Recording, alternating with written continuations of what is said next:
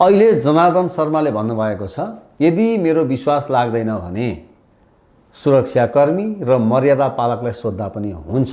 र तपाईँलाई के लाग्छ भन्नुहोस् त, राति 10-11 बजे भएको कुरा त्यो बाहिरको उसले थाहा पाएको होला भन्नुहोस् त? त्यो कुरा त त्यहीँबाट भित्रबाट बाहिर आएको होइन त्यो कुरा? हामी सिंहदरबारभित्र त हामी प्रवेश गरेकै थियौँ, तर अर्थ मन्त्रालयभित्र चाहिँ हामी गएका होइनौँ भनेर भोलि ती व्यक्तिहरूले भन्यो भने के? प्रमाण जुन ठाउँमा तपाईँको घटना भएको छ त्योसँग रिक्वेस्ट गरेर प्रमाण मागेर प्रमाण तपाईँको ल्याबमा पठाइने कहीँ पनि नेपाल प्रहरीको चाहिँ यो डिजिटल फोरेन्सिक टिमले चाहिँ फेरि ल्याउन सक्छ, रिट्रिभ गर्न सक्छ। त्यो डिलिट गरेको कुराहरू होला या तपाईँको ब्रेक गरेको होला, टोडेको होला, त्यो चाहिँ रिट्रिभ गर्ने चान्स छ। तपाईँको अनुभवले बताउँदैछ यो? अनि यस्ता डिजिटल इन्भेस्टिगेसन्सहरू पुलिसले हजारौँ गरेको छ र डे टु डे गरिरहेको हुन्छ पुलिसले। मन्त्री पद त छोडिसके, राजीनामा दिइसके। हो, अब यो अनुसन्धानको उद्देश्य चाहिँ के त?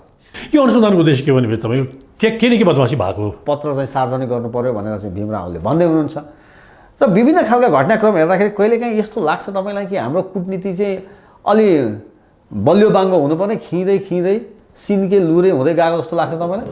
मेरो त एउटा लेख पनि आएको थियो, नेपालको कुटनीति जुन छ त्यो फुटपाथ पुगेको अवस्थामा छ भन्ने लेख पनि लेखेको छु मैले एउटा, होइन? ए बाबु, राजनीति हाम्रो मुलुकमा नेपालमा त्यति सजिलो छ?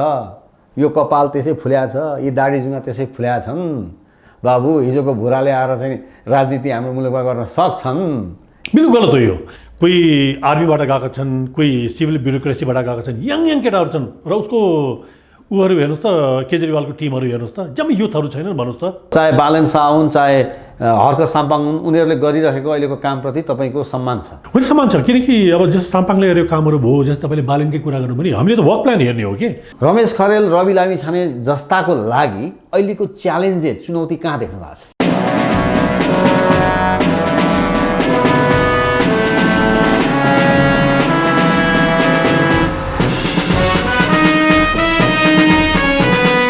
नमस्कार, हेडलाइन नेपालको हेडलाइन विशेषमा तपाईँलाई हार्दिक स्वागत छ। यति बेला रवि लामिछाने नेतृत्वको राष्ट्रिय स्वतन्त्र पार्टीले आगामी शनिबार गण्डकी प्रदेश भेलाको आयोजना गर्ने तयारी गरेको छ र भनेको छ कि हामीले फोहोर छुट्याउँदा कुहिने र नकुहिने फोहोर मात्र होइन, अबको आगामी निर्वाचनमा पनि कुहिएका नेता र नकुहिने राम्रा नेता छान्ने समय आइसक्यो। स्वयं राष्ट्रिय स्वतन्त्र पार्टीका सभापति रवि लामिछानेले उक्त भिडियो सार्वजनिक गरेका छन् र प्रदेशको तयारी गरेका छन्। हामी स्मरण गरौँ, चितवन जिल्ला भेलाको आयोजना राष्ट्रिय स्वतन्त्र पार्टीले गरिसकेको छ। त्यस पश्चात झापा, सुनसरी, मोरङमा पनि जिल्ला भेलाको आयोजना राष्ट्रिय स्वतन्त्र पार्टीले गरिसकेको छ। झापा, मोरङ, सुनसरी पश्चात यति बेला राष्ट्रिय स्वतन्त्र पार्टीले गण्डकी प्रदेश भेलाको आयोजना गर्ने तयारी गरेको छ र यति बेला कतिपय पुराना दलका नेताहरू भन्दैछन् अब युवालाई र नयाँ दललाई आगामी निर्वाचनमा राजनीतिमा सफलता प्राप्त गर्न त्यति सजिलो छैन। हामीले राजनीति गरेको दशकौं वर्ष भइसक्यो, वर्ष भइसक्यो। यी कपाल, यी दाढी, यी जुङ्गा त्यसै फुलेका छैनन्। हिजोका नयाँ दल र हिजोका युवाले केही पनि गर्न सक्दैनन् र कतिपयले भन्दैछन् कि हाम्रो अहिले पनि राजनीतिक संस्कार यस्तो छ कि कतिपय मतदाताले निर्वाचनको सङ्घारमा पुगेपछि रक्सी, मासु र केही नोटको भरमा मत हाल्ने अहिले पनि हाम्रो मुलुकमा कतिपय मतदाताहरू छन् र यस्तो राजनीतिक संस्कारले अहिले पनि हाम्रो मुलुकमा जरो गाडेको छ। त प्रसङ्ग आउँछ, अब रवि लामिछाने जस्ता नयाँ दल जसले दर्ता गरेका छन् उनीहरूलाई चुनौतीहरू छ। के छ त रवि लामिछानेको अगाडि पनि के कस्ता चुनौतीहरू छन्? यी प्रश्नहरू यति बेला तेर्सिएका छन्। आजको हेडलाइन विशेषमा अहिलेका नयाँ दल इभन रवि लामिछानेको पार्टीलाई के कस्ता चुनौतीहरू छन् भन्ने विषय प्रसङ्गमा आज हामी विशेष कुराकानी गर्नेछौँ। र सँगसँगै यति बेला जनार्दन शर्माले जुन संसदीय छानबिन विशेष समिति बनाइएको थियो त्यहाँनिर 3 घण्टाभन्दा बढी आफ्नो बयान पनि दिएका छन्। त यति बेला प्रश्न आइरहेको छ, जुन सीसीटीभीको फुटेज जुन डिलिट गरिएको छ के त्यो फुटेज फेरि पनि हामीले निकाल्न सक्दैनौँ? प्रहरीसँग, नेपाल प्रहरीसँग त्यो खालको प्राविधिक क्षमता छ कि छैन भन्ने प्रसङ्ग पनि यति बेला आएको छ।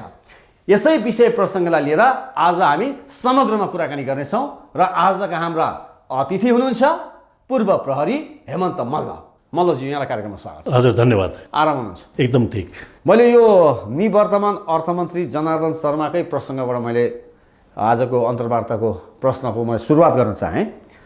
यति बेला जनार्दन शर्मा जो निवर्तमान अर्थमन्त्री हुनुहुन्छ, जसलाई चाहिँ बजेट निर्माणको क्रममा अनधिकृत व्यक्तिको संलग्नता त्यहाँ गराइयो र करको दर चाहिँ हेरफेर गरियो भन्ने खालको एलिगेसन लाग्यो र उहाँले राजीनामा दिनुभयो। अहिले चाहिँ यो संसदीय यो छानबिन विशेष समिति जुन बनाइएको छ, 10 दिने समय थियो, त्यो पनि समय लगभग सकिने क्रममा छ र आज 3 घण्टा उहाँले बयान दिनुभयो।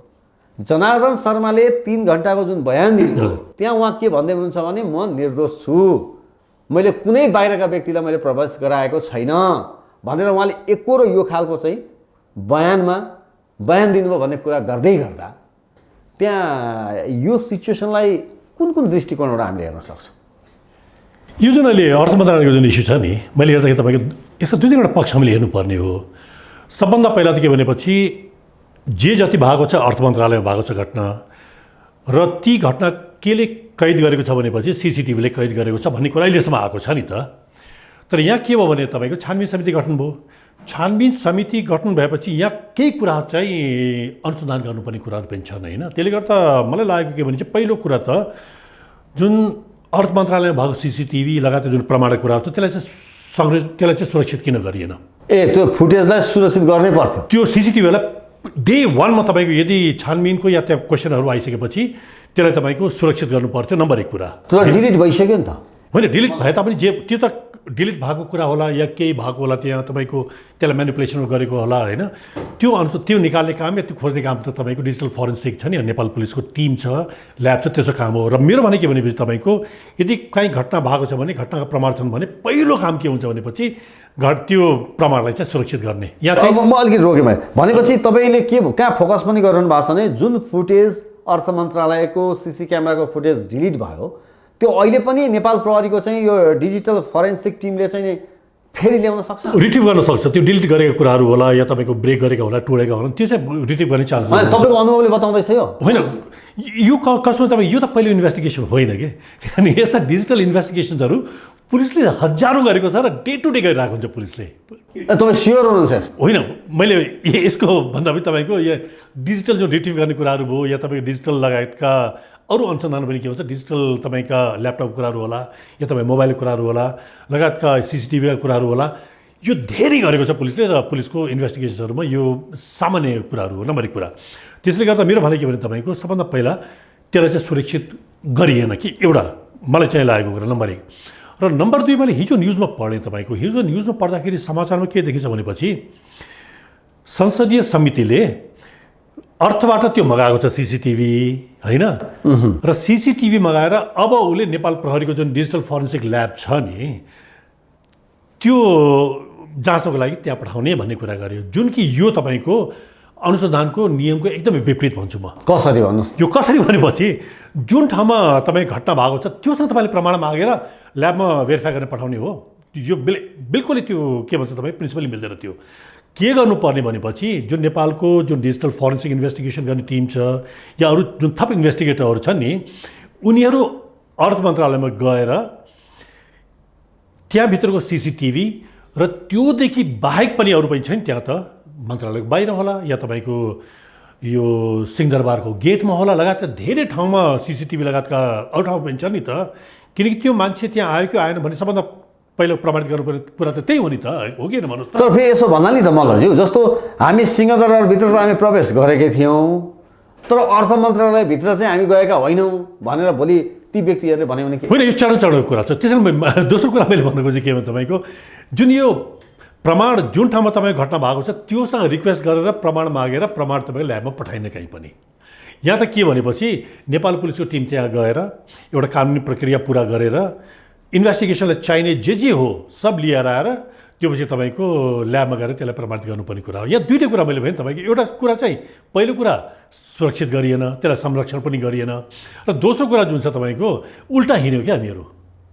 हाम्रो टिम त्यागेर लिएर आउनुपर्नेमा हामीहरू रिक्वेस्ट गरेर त्यो के भन्छ सिसिटिभी लगायतका साधनहरू हामीहरूले मागेर त्यहाँ पठाइरहेको छौँ। यसमा के हुन्छ भने तपाईँको म्यानिपुलेसन हुने चान्सेसहरू एकदम बढी हुन्छ, म्याक्सिमम आइछ, एकदम बढी हुन्छ। अब अहिले जनार्दन शर्माको भनाइलाई उद्धृत गर्ने हो भने जुन सञ्चार माध्यममा आएका छन्, अहिले जनार्दन शर्माले भन्नुभएको छ यदि मेरो विश्वास लाग्दैन भने सुरक्षाकर्मी र मर्यादा पालकलाई सोद्धा पनि हुन्छ भन्नुभएको छ। यसमा तपाईँको धारणा के? त्यो त ठिक हो। त्यो तपाईँको पहिलो कुरा त के भनेपछि जे जति त्यहाँ देखिने प्रमाणहरू होलान् होइन, र प्रमाणित गर्ने कुराहरू होलान्, त्यो प्रमाणित गर्ने तपाईँको डिजिटल प्रमाणित गर्ने कुरा यतिर छ। र त्योदेखि बाहेक पनि के हुन्छ भनेपछि तपाईँको त्यहाँ पनि कर्मचारीहरू होलान्। र तपाईँलाई के लाग्छ भन्नुहोस् त, राति 10-11 बजे भएको कुरा त्यो बाहिरको उसले थाहा पाएको होला भन्नुहोस् त? त्यो कुरा त त्यहीँबाट भित्रबाट बाहिर आएको होइन। त्यो कुरा यो त कसो भने तपाईँको घरभित्रबाट बाहिर आएको छ नि कुरा। त्यसले गर्दा के छ भने चाहिँ जति बढी बुझ्ने भनेको यतिर भयो, तर त्यसलाई प्रमाणित गर्ने जुन कुराहरू छ नि त्यो त तपाईँको सिसिटिभीको हार्ड डिस्कहरू छन् होइन। अब त्यो मन्त्रालयकै हार्ड डिस्कमा बस्छ कि यो सर्भिस प्रोभाइडरहरूले त्यसलाई के भन्छ त्यसले त्यहाँको स्टोरमा राखिदिन्छ कि? त्यसैले मैले भने यो दुईवटा जुन भएको थियो नि तपाईँको दुईटै अलिकति हामीबाट कमजोरी भयो। भनेपछि अलिकति हामीले त्यो फुटेजको लागि चाहिँ बढी फोकस हुनै पर्यो, अलिकति एक्सर्साइज त्यहाँ गर्नुपर्छ त्यहाँ। र यो मर्यादा पालक र सुरक्षाकर्मी पनि एउटा एभिडेन्सको रूपमा लिन सक्छौँ हामी। ती भए त्यो तपाईँको त्यहाँभित्र कर्मचारी होलान्, चिया पुऱ्याउनु जाने मान्छे होला, या तपाईँको त्यहाँका शाखा अधिकृत होलान्, सुब्बा होलान्, खर्दार होलान्, सचिव छन्, सहसचिव छन्, जम्मैले देखेको मान्छे छन् नि, त्यसलाई बोलाएर सोध्ने भनेको त्यो आफ्नो ठाउँमा छँदैछ। अब मल्लज्यू जस्तो जनार्दन शर्माले यही एलिगेसन लागेपछि भोलि प्रमाणित भए पनि नभए पनि मन्त्री पद त छोडिसके, राजीनामा दिइसके। अब यो अनुसन्धानको उद्देश्य चाहिँ के त? यो अनुसन्धानको उद्देश्य के भने तपाईँको त्यहाँ के न के बदमासी भएको छ भन्ने कुरा देवादेखि आइरहेको छ नि। त्यो मैले भनेको होइन, तपाईँले भनेको होइन। हामीले त मन्त्रालयबाट यो कुरा बाहिर आयो कि जुन दरहरू छन् यो भन्सारका दर भयो, करका दरहरूमा परिवर्तन गरेछ भन्ने कुराहरू आएको छ नि। त त्यसो पनि बाहिरबाट गएको अनअधिकृत मान्छेहरूले जम्मै गरे भन्ने कुराहरू आएको छ कुनै बिजनेस हाउसको उसमा के भन्छ इन्ट्रेस्टमा। यो त तपाईँको कमसेकम राष्ट्रघातको जस्तो कुरा हो नि त। त्यसले गर्दा के छ भने चाहिँ भोलि दिन यो अनुसन्धानले प्रमाणित गर्ने, प्रमाणित भयो भने प्रमाणित होला, प्रमाणित भएन भने त्यो आफ्नो ठाउँमा छँदैछ। फेरि त्यसरी हेर्नुपर्छ जस्तो लाग्छ। अब यो फुटेजलाई चाहिँ भोलिको दिनमा जे पनि हुनसक्छ भनेर, जस्तो अघि यहाँले जुन त्यो प्रमाणको एभिडेन्सको चाहिँ एउटा त्यसलाई वास्तवमा सुरक्षित गर्नुपर्ने पनि एउटा दायित्व त कसैको थियो होला। अब यो फुटेजलाई सुरक्षित गर्नुपर्ने दायित्व कसको? अर्थ मन्त्रालयको कि स्वयं प्रधानमन्त्री कार्यालयको कि या यसका अरू कुनै निकाय हुन्छन् कि या नेपाल प्रहरीको कि कसले सुरक्षित गर्नुपर्छ? यसमा यो नेपाल प्रहरीलाई रिक्वेस्ट गर्ने भनेको तपाईँ पहिलो काम त अब अर्थ मन्त्रालयमा त शङ्का आइहाल्यो। त्यसले गर्दा यो पहिलो दायित्व भनेको तपाईँको नेपाल सरकारको भनेको तपाईँको सरकार प्रमुखको हो। त्यो इन्टरभेन उसले गर्नुपर्ने के नम्बर 1। र अर्को त्यो पछिको अवस्था भनेको त यो संसदीय समितिहरू छन् नि, त उनीहरूले पनि यो इस्यु चाहिँ उठाउनु पर्ने थियो डे 1मा जुन, किनकि भोलि त यो दायित्व त यता हुनेवाला थियो नि त जुन अहिले भइरहेछ। यो त थाहा भएकै कुरा, संसदीय समितिहरू गठ्नुहुन्छ र उसले छानबिन गर्छ भन्ने कुरा। त्यसले गर्दा के छ भने तपाईँको एउटा त सरकार प्रमुखको भयो, अर्को चाहिँ संसदीय समितिहरू छ नि, उनीहरूले यसमा चाहिँ इन्टरभेन गर्नुपर्ने थियो भन्छु म त। तर कहीँ कतै त जनार्दन शर्माको भनाइप्रति पनि कहीँ कतै नियतप्रति आशंका गर्ने ठाउँ त थियो नि। एउटा कुनै मिडियाको अन्तर्वार्तामा उहाँले फुटेज किन देखाउने, को हो एमाले भनेको, किन आवश्यकता छ र भन्ने खालको जवाब त उहाँले दिइसक्नु भएको थियो। भनेपछि जब तत्कालीन अर्थमन्त्रीको त्यो खालको जवाफ आइसकेपछि, जनार्दन शर्माले त्यो तहमा बोलिसकेपछि मिडियामा, त्यसपछिका यो जोडिएका तपाईँले भने जस्तै ती निकायहरूले अलिक क्रियाशील भएर सशक्त रूपमा चाहिँ फुटेज संरक्षण गर्न किन लागेनन् भन्नुहोस् त? यो तपाईँको के भयो भने चाहिँ मलाई के लाग्छ भनेपछि अब पावरफुल पार्टीभित्रका पनि पावरफुल मान्छे भए होइन, त्यो तपाईँको पावरफुल मिनिस्टर पनि भए। र के हुन्छ भने तपाईँको जस्तै यदि फेयरली तपाईँले इन्भेस्टिगेसन गर्नु भएन, फेयरली तपाईँले केही प्रमाणित गर्नु भएन र भएका प्रमाणहरू पनि तपाईँको नष्ट भयो भने भोलिको दिन के हुन्छ भनेपछि खालि छानबिनको लागि छानबिन मात्रै हुन्छ कि। जस्तै तपाईँलाई एउटा इक्जाम्पल दिन्छु म, दरबार हत्याकाण्डको छ नि त, दरबार हत्याकाण्डको अनुसन्धान भएन कि खालि त्यो छानबिन मात्रै भएको हो कि। त्यसले गर्दा भन्नुहोस् त दरबार हत्याकाण्ड भएको कति भयो आजको डेटसम्म कसैले विश्वासै मान्दैन। जे छानबिन समितिले जुन कुरा तपाईँको रिकमेन्ड गरेको छ नि कसैले विश्वासै गर्दैन ती कुराहरू।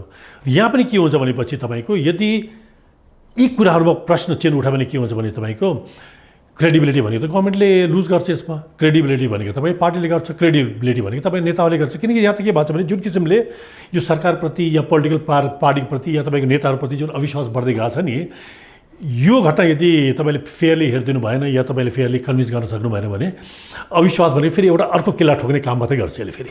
अब मनोजी, तपाईँ नेपाल प्रहरीमा लामै समय 3 दशकभन्दा बढी आफ्नो समय व्यतीत गर्नुभयो। अब एकातिर सरकारको विश्वसनीयताको प्रश्नसँग तपाईँले जोड्नुभयो, अर्कोतिर जस्तो नेपाल प्रहरीकै पनि को प्रमुख हुने भन्ने विषयमा अस्ति सक्यो मुद्दा त्यहाँसम्म पुग्यो हो भनेपछि यो समग्र हेर्दाखेरि सरकारप्रतिको विश्वसनीयतामा मात्रै प्रश्न आउँछ कि नेपाल प्रहरीप्रति पनि पब्लिक हेर्ने दृष्टिकोणमा परिवर्तन हुने सम्भावना हुन्छ? अनि यो तपाईँको प्रहरीको, किनकि अब हामीहरू जहिले पनि भन्छु तपाईँको हामीहरू त 3टा फेज हेर्दै आएको हो कि। हामीहरू पञ्चायत कालमा पनि थियौँ, 46 सालमा पनि भयो, यो 63 जुन पछि छ नि त्यो फेज पनि हामीले भोग्यौँ कि। तर बहुदल आएपछि तपाईँको बिस्तारै इरोड हुन सुरु गरेको हो, तर यतिको बिग्रिसकेको थिएन। किनकि त्यसको पार्ट हामी पनि हो है फेरि। किनकि 63 पछि जुन तपाईँको राजनीतिकरण भयो प्रहरीमा, तपाईँको हेर्नुहोस् त 4 महिनासम्म पुलिसले लिडरसिप नपाएको अवस्था छ नि त, हामीहरूभन्दा पछिको उसमा भन्नुहोस् त। अब हाम्रै ग्रुपमा हेर्नुहोस् त, उजुरी पऱ्यो 2 जना थपेका छन्, उजुरी पऱ्यो 2 जना थपेका छन्। किनकि हरेक समितिले तपाईँ रिभ्यू गर्दाखेरि पहिलाकोलाई गल्ती देखाएको छ, नयाँ मान्छेहरू थपिदिएको छ होइन, भन्नुहोस् त। त्यसले गर्दा कार्यदक्षता मूल्याङ्कन पनि फेयरली हुँदो रहेछ भन्ने कुरा भयो होइन। त्यसले गर्दा के छ भनेपछि हरेक कुरा अदालतमा पुग्न थाल्यो कि। अदालतमा पुगेपछि के हुन्छ भनेपछि यो सुरक्षा एजेन्सी भनेको तपाईँको समूहमा गर्ने निर्णय गर्ने, समूहमा काम गर्ने एजेन्सी हो होइन। अब तपाईँको मिसअन्डरस्ट्यान्डिङहरू भएपछि के हुन्छ भन्नुहोस् त, पुलिसभित्रै अविश्वास भयो भने त्यसले बाहिर फेयरली डेलिभर गर्न सक्ला। त्यो हाम्रो टाइमको पनि, अहिले मात्रै म भन्दैन, हाम्रो समयदेखि भइरहेछ र हामीभन्दा पहिला पनि भइरहेछ। जस्तै अच्युत कृष्ण खरेल उसको हेर्नुहोस् त, मुद्दा अदालतमा पुगेको होइन, 9 महिनासम्म भन्नु त 9 महिनापछि जुन पहिलाको थिए उनलाई फेरि दोहोऱ्याएर ल्याए। त्यसले गर्दा के छ भने तपाईँको जुन किसिमले यो राजनीतिकरण भइरहेछ, जुन किसिमले राजनीतिक स्वार्थहरू हावी भइरहेछ, जुन किसिमले तपाईँको राजनीतिकहरूले पुलिसलाई एउटा टुलको रूपमा खेलाइरहेछ नि, यसले गर्दा के हुन्छ भनेपछि मार इन्स्टिट्युसनलाई पर्छ र त्यसको भोग्नुपर्ने तपाईँ हामीले हो। फेरि यतातिर सरकारको ध्यान जानुपर्ने हो जस्तो भन्छु म त। अब मनोजी, मैले अब अलिकति प्रसङ्ग जोडेँ अब एसपिपीको। तपाईँले भन्नुभयो यो समग्रमा कि यो सीसी फुटेजलाई चाहिँ हामीले सुरक्षित राख्नुपर्ने थियो। हजुर। र अहिले जुन मर्यादा पालक र सुरक्षाकर्मीको कुरा आएको छ त्यो पनि ठिक छ, र प्रक्रियामा अलिकति गडबड भयो, जुन ट्र्याकबाट जानुपर्ने त्यो ट्र्याक पनि देखिएन भन्ने कुराहरू आयो। अब यो अहिले समिति जुन विशेष समिति बनाएको छ, छानबिन विशेष समिति, यसको समय पनि थप्नुपर्छ होला आई थिङ्क, थप्नुपर्छ, कार्य सम्पन्न भएको छैन होइन। अब मैले अलिकति एसपिपीको कुरा गरेँ। यति बेला नेकपा एमालेका नेता पूर्व प्रधानमन्त्री माननीय सांसद भीम रावलले रोस्टरमा गएर चाहिँ एसपिपीको बारेमा जुन पत्र पठाइएको छ त्यो पत्रमा के लेखिएको छ, पत्र चाहिँ संसदमा सार्वजनिक गर्नु पर्यो भनेर भीम रावलले अडान राखेर रोस्टरमा बसिदिनु भयो। यो घटनालाई तपाईँले कसरी हेर्नु भएको छ? यो एउटा चिज हामीले के बुझ्नुपर्छ भने तपाईँको, किनकि एकदमै डिबेट भइरहेको इस्यु हो कि यो। किनकि अमेरिकाहरूको नेपालमा स्वार्थ, चाइनाको स्वार्थ, इन्डियाको स्वार्थ, पश्चिमाको स्वार्थ लगायत दुनियाँ कुराहरू तपाईँको एकदम आइरहेछ कि। त्यसैलाई एसपिपीलाई पनि त्यसैसँग जोडेर हेर्नुपर्छ जस्तो लाग्छ मलाई होइन। किन एमसिसी योभन्दा पहिला थियो र एसपिपी पनि योभन्दा पछिको भयो। हामीले के बुझ्नुपर्छ भने तपाईँको एकदम सजिलो रूपमा र छोटोमा बुझ्ने भने वर्ल्ड अर्डर जुन छ नि तपाईँको, योभन्दा पहिला वर्ल्ड अर्डर भनेको तपाईँको वर्ल्डमा जति पनि इभेन्ट्सहरू हुन्छन् त्यो लिखित इभेन्ट होला या अलिखित इभेन्टहरू हुन्छ, त्यो कहीँबाट कन्ट्रोल भइरहेको हुन्छ कि। योभन्दा पहिलाको वर्ल्ड अर्डर कहाँबाट कन्ट्रोल भइरहेको थियो? अमेरिकाले कन्ट्रोल गरिरहेको थियो। हामीले त्यो बुझ्नुपर्ने हुन्छ। तर अहिले बिस्तारै तपाईँ के हेर्नुहोस् भनेपछि वर्ल्ड अर्डर सिफ्ट भइरहेछ है, त्यो चाहिँ हामीले बुझ्नुपर्ने हुन्छ कि वर्ल्ड अर्डर सिफ्ट भइरहेछ। र वर्ल्ड अर्डर कता सिफ्ट भइरहेछ भने हामीहरू बसेको ठाउँमा सिफ्ट भइरहेछ, यो चाइनातिर बिस्तारै सिफ्ट भइरहेछ कि जस्तो देखिरहेछ होइन। र अर्कोतिर के छ, उदाउँदो अर्को शक्ति हाम्रो यतातिर इन्डिया बसिरहेछ। त्यसले गर्दा के छ भने वर्ल्ड अर्डर तपाईँ बिस्तारै यतातिर सिफ्ट भइरहेछ जस्तो देखिरहेछ। र समस्या के आइदिन्छ, हामीहरू 2टा ठुला देशको बिचमा छौँ, चासो त वर्ल्ड अर्डर सिफ्ट भइरहेछ भने यिनीहरूको चासोको कुरा हो नि। यहाँ समस्या कस्तो भइदियो जस्तो मलाई लाग्छ भने तपाईँको यो हाम्रो घरको टाउकोमाथि आएर हेलिकप्टर घुमे जस्तो भयो कि। यो जोरले हेलिकप्टर घुमेपछि के हुन्छ भनेपछि तपाईँको दिमागले पनि काम गर्दैन आवाजले। र अर्को तपाईँलाई डर के हुन्छ भनेपछि हेलिकप्टर आफ्नै टाउकोमा खस्दियो कि भन्ने डर हुन्छ नि। अहिलेको अवस्था मलाई त्यस्तै जस्तो लाग्छ। यहाँ त के भइदियो भने तपाईँको पोलिटिकल पार्टीहरू पनि प्रष्ट छैनन्। हरेक पोलिटिकल पार्टीको तपाईँको आफ्नै स्वार्थ छ, हरेक पोलिटिकल पार्टीको तपाईँको आफ्नै प्रायोरिटी छन्। राष्ट्रिय तपाईँको प्रायोरिटी नहुँदाखेरि के हुन्छ भने तपाईँको जतिखेर यो पोलिटिकल चेन्जेसहरू हुन्छ नि, हरेक पोलिटिकल पार्टीको तपाईँको प्रायोरिटिजहरू चेन्ज हुँदै जाँदाखेरि के हुन्छ भने त्यो यस्तो अव्यवस्था चाहिँ हुन्छ। एउटा कुरा त्यो। र अर्को नेपालको सबभन्दा ठुलो मैले हेरेको तपाईँको यो ट्रान्जिसनल जुन जस्टिस छ नि, यो चाहिँ टुङ्गाउनु पर्छ कि। बहुत ही लामो हो तपाईँको, यति लामो ट्रान्जिसनल अवस्था कुनै पनि देशमा हुँदैन। जबसम्म तपाईँले जुन यो द्वन्द्वका जुन इस्युजहरू छन् नि तपाईँले टुङ्गाउनु भएन भनेपछि यो ट्रान्जिसन जुन पिरियड छ लमिँदै जान्छ। र जुन वर्ल्ड अर्डरको कुरा गऱ्यौँ, ट्रान्जिसनको कुरा गऱ्यौँ, लगातार यी कुराहरू गऱ्यौँ नि हामीहरू, यसलाई चाहिँ हामीले समयमा व्यवस्थापन गर्न सकेनौँ। यदि हामीहरूले राष्ट्रिय प्रायोरिटीहरू फिक्स गर्न सकेनौँ, राष्ट्रिय प्रायोरिटी भनेको तपाईँको जुन अघि हामीले बस्दाखेरि पनि छलफल गरेको थियौँ नि, तपाईँ कुरा गरेको थियौँ नि, तपाईँको यो के भन्छ परराष्ट्र नीति लगायतको कुराहरू गरेको थियौँ नि हामीहरू। यी कुराहरूमा राष्ट्रिय तपाईँको हामीले कन्सेन्ससहरू हामीले डेभलप गर्न सकेनौँ भनेपछि यो अनिश्चितता चाहिँ रहिरहन्छ। यो अब अलिकति स्मरण गर्दाखेरिमा जस्तो एमसिसीकै प्रसङ्ग जोड्दा पनि एमसिसी पास हुने नहुने के गर्ने कसो गर्ने अनुमोदन चाहिँ अब संसदबाट गर्ने नगर्ने भन्दै गर्दा पछिल्लो समयमा अमेरिकाका विदेश सहायक मन्त्री डोनाल्ड लूको चाहिँ फोन आयो अरे, शेरबहादुर देउवादेखि प्रचण्डसम्मलाई आयो अरे, यसो पो भने अरे भन्ने जब समाचार आयो त्यसपछि त्यसले अलिकति पिक लियो के र एउटा कुनै परिस्थितिको व्याख्या गरेर चाहिँ एमसिसी पास भयो। अब यो एसपिपीको बारेमा पनि विभिन्न खालका घटनाक्रममा समाचार आउँदा आउँदै यति बेला पत्र चाहिँ सार्वजनिक गर्नु पर्यो भनेर चाहिँ भीम रावलले भन्दै हुनुहुन्छ। र विभिन्न खालका घटनाक्रम हेर्दाखेरि कहिलेकाहीँ यस्तो लाग्छ तपाईँलाई कि हाम्रो कूटनीति चाहिँ अलि बलियो बाङ्गो हुनुपर्ने, खिँदै खिँदै सिन्के लुरे हुँदै गएको जस्तो लाग्छ तपाईँलाई? मेरो त एउटा लेख पनि आएको थियो, नेपालको कूटनीति जुन छ त्यो फुटपाथ पुगेको अवस्थामा छ भन्ने लेख पनि लेखेको छु मैले एउटा, होइन। यहाँ त कस्तो भइदियो भने तपाईँको, मैले अघि पनि भने तपाईँ आफ्नो स्वार्थमा यिनीहरूले खेलिरहेको छन्, नम्बर 1 कुरा, होइन। अर्को कुरा कस्तो भइदियो भने तपाईँको जस्तै एमसिसीको कुरा गर्दाखेरि योभन्दा पहिला पनि हामीले बोलेको छु र मैले लेखेको पनि छु यो एमसिसीको इस्युमा कि यो गएर जे पाए त्यही कागजहरू सही गरिदिने, यहाँ आएर रुवाबासी गर्ने जुन हाम्रो नेपालीको बानी छ नि, या तपाईँले आफ्नो प्रायोरिटिजहरू क्लियरली राख्नुहोस्। त्यस्ता भाका हुन्छ नि इस्युजहरू, हाम्रा प्रायोरिटिजहरू यो छन्, या तपाईँको हाम्रो राष्ट्रिय प्रायोरिटी के हो, राष्ट्रिय प्रायोरिटी छैन, पार्टी बिचे आफ्नो आफ्नो ऊ छ, त्यो हुनसाथ के हुन्छ भनेपछि तपाईँको यस्तै हुन्छ समस्या। जस्तै अहिले एसपिपीको पनि त्यही इस्यु हो भन्नुहोस् त, यदि सही गरेको छ गभर्मेन्टले भनेपछि सही गर्यो पनि भन्दैन कसैले पनि। एमसिसीको पनि त्यही थियो नि त, एग्रिमेन्ट कसले गरे कोही बोल्नेवाला छैन, जसले एग्रिमेन्ट गरेको त्यही सबभन्दा बढी आएर गाली गर्छ कि, त्यस्तो अवस्था छ भन्नुहोस् त। त्यसले गर्दा के हो भनेपछि यहाँ यो कूटनीति भनेकै जुन छ नि यहाँ कस्तो भइदियो भनेपछि तपाईँको जनतालाई भड्काउने, आफू सत्तामा छैन भनेपछि र तपाईँको फुटपाथमा आएर उफ्रिने बाहेक के पनि भएन। र अर्कोतिर समस्या मैले हेरेको कस्तो भइदियो भने तपाईँको, किनकि देशको यो कूटनीति त्यसलाई चाहिँ अप्लाई गर्ने भनेका राजदूतहरू हुन् कि। अब राजदूतहरू हामीहरू हेरौँ त, कहीँ सासू राजदूत भएर जानुहुन्छ, कहीँ ज्वाइँ राजदूत भएर गएको छन्, कहीँ छोरी राजदूत भएर गएको छन्, कहीँ हुक्केहरू, कहीँ यो पार्टीका मान्छेहरू राजदूत भएर गएको छन्, होइन। जसलाई डिप्लोमेसीको डी पनि थाहा छैन कि। अब भन्नुहोस् न त्यसबाट हामीले के आकाङ्क्षा, हामीहरूले के सोच्न सक्छौँ भन्नुहोस् त। त्यसले गर्दा के हुन्छ भनेपछि जुन डिप्लोमेसीको जुन हामीहरूको एउटा स्ट्रेन्थ थियो पहिला, होइन, त्यो चाहिँ खिँदै गइरहेको जस्तो लाग्छ र त्यसकै असर हो जस्तो लाग्छ मलाई सबै। यो बलियो बाङ्गो भइरहेको छैन, बिल्कुल यो बाङ्गै बाङ्गो भइरहेको छ, बलियो छैन।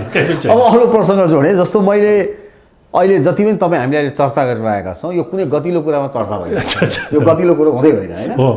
अब साँच्चै मुलुकलाई राम्रो बनाउनको लागि यो विगतको जुन कल्चर छ नि, पोलिटिकल कल्चर, यो कल्चरबाट कतिपय वाक्य भइसके, कतिपयमा चेतनाको नि अभाव होला। राजनीतिक पुरानो राजनीतिक दलले कोही 3 सालदेखि, कोही 6 साल 7 साल, कोही बिचका, कोही पुराना, कोही अलि पछिका, जे विभिन्न छन् नि त, किसिम किसिमकै छन्, दलको त के अभाव छ र।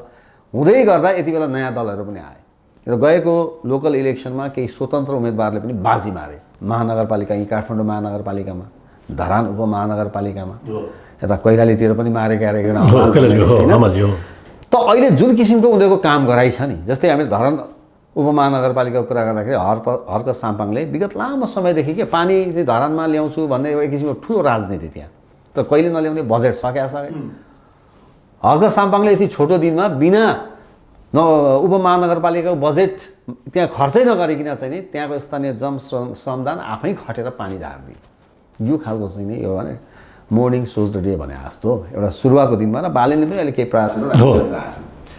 त समग्रमा यी गतिविधि हेर्दा आज हेमन्त मल्लले पनि देशको जियो पोलिटिक्स त धेरै जोडेर हेर्नु भएको छ तपाईँले, के लाग्छ अब साँच्चै यो पुराना पोलिटिकल कल्चरलाई हामीले चाहिँ नि गिभअपै गरेर तिलाञ्जली नै दिएर अब नयाँ किसिमको वैकल्पिक शक्तिको रूपमा अथवा नयाँ पथमा हामी अगाडि बढ्नुपर्ने त्यो आवश्यकता महसुस कति गर्नु भएको छ? यी घटनाक्रमलाई कसरी हेर्नु भएको छ? होइन, यो अगाडि त बढ्नै पर्छ, किनकि यो पनि तपाईँको एउटा तपाईँले अघि भने जस्तै मर्निङ सोज द डे भन्छ नि हामीहरू, त्यसको उदाहरणहरू। तर एक चिज हामीले के बुझ्नुपर्छ भनेपछि यी राष्ट्रिय पार्टीहरू यिनीहरू एउटा बेस छ, एउटा स्ट्रेन्थ छ कि यो देशभरि, र हामीले एकैचोटि तपाईँको बोतल त्यो पल्टाएर हेर्छौँ नि हामीहरू, त्यसरी हामीले हेर्नु हुन जस्तो लाग्छ मलाई होइन। अब यो बिचमा के छ भनेपछि जुन अहिले नयाँ युवाहरू आइरहेछन् या नयाँ पार्टीहरू खोलिरहेछन् र नयाँ विचारका साथ मान्छेहरू आइरहेछन्, जस्तै अब हाम्रो रमेश खरेलै हुनुहुन्छ होइन, रवि लामिछाने लगायतका दुनियाँ आइरहेछन् कि। त्यसले गर्दा के छ भने तपाईँको अब केही गनेका मान्छेहरू मात्रै भित्र गइदियो भने पनि के हुन्छ भनेपछि तपाईँको त्यसले पनि एउटा केही चिजहरू लिएर आउला। र अर्को पालि के एउटा राम्रो लागिरहेछ भने तपाईँको जुन पार्टीभित्रका जुन युवाहरू छन् नि, जस्तै गगन थापाहरू भए, यिनीहरूले पनि टाउको उठाउन थाले कि, टाउको उठाइरहेको छ नि, प्रधानमन्त्री बन्छु प्रधानमन्त्रीको लागि क्लेम गर्न थाले। यो पनि एउटा राम्रो साइन भन्छु म। त्यसले गर्दाखेरि के छ भने चाहिँ एकैचोटि हामीले के सोच्छौँ भनेपछि एमाले स्विप भएर अर्को आउला, काङ्ग्रेस स्विप गरेर अर्को आउला, त्यो चाहिँ नसोचौँ होइन। अब अर्को पनि साइड बाई साइड आउँदै जाने, र तपाईँको के छ भनेपछि जुन पार्टीभित्रका जुन नयाँ युथहरू छ नि, उनीहरूले च्यालेन्ज गर्ने भने पनि च्यालेन्ज जुन गइरहेको छ नि, त्यसले पनि पोजिटिभ रूपमा लिनुपर्छ जस्तो लाग्छ मलाई त।